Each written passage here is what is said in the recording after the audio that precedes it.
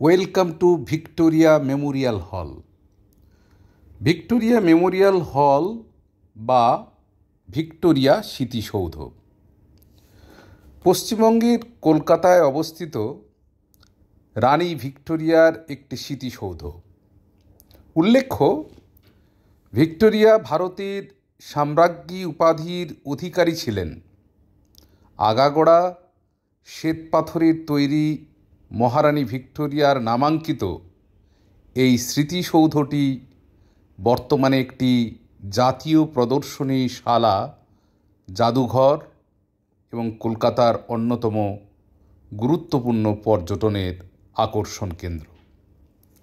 এটি স্থাপন কার্য শুরু হয়েছিল 1906 খ্রিস্টাব্দে এবং উদ্বোধন হয় 1921-এ এবং এটি কুইন্সওয়ে ময়দান, কলকাতা, পশ্চিমবঙ্গ, ভারতবর্ষের পশ্চিমবঙ্গে এই স্মৃতিসৌধটি, জাদুঘরটি রয়েছে এবং এটি প্রতিষ্ঠা করেন লর্ড কার্জন।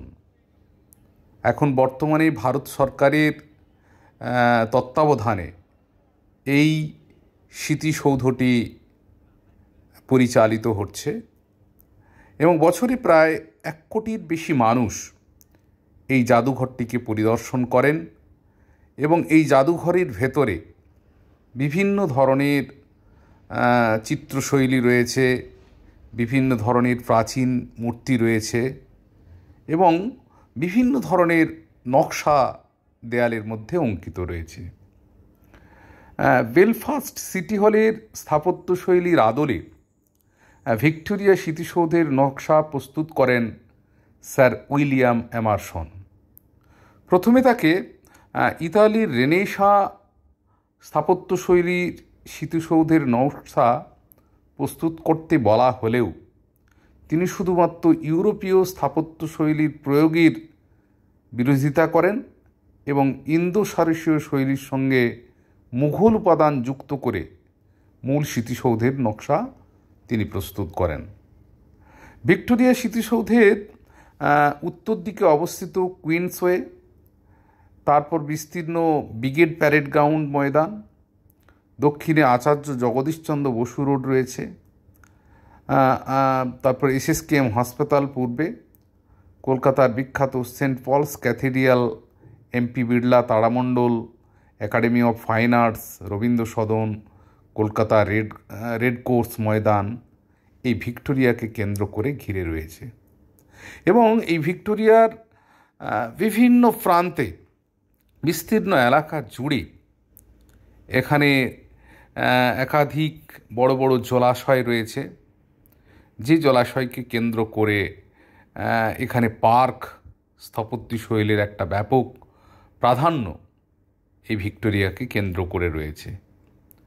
তো স্বাভাবিকভাবেই কলকাতার ঐতিহ্যকে, আমাদের সিটি অফ জয়, কলকাতার আনন্দকে শোভাবর্ধন করছে এই ভিক্টোরিয়া মেমোরিয়াল হল। ভিক্টোরিয়ার উপর থেকে দেখুন এর সৌন্দর্য কতখানি প্রভাব বিস্তার করছে। প্রত্যেকটা মানুষ এখানে দাঁড়িয়ে তারা দূর থেকে এর যে সৌন্দর্য সেটাকে সকলেই কিন্তু উপলব্ধি করতে পারে।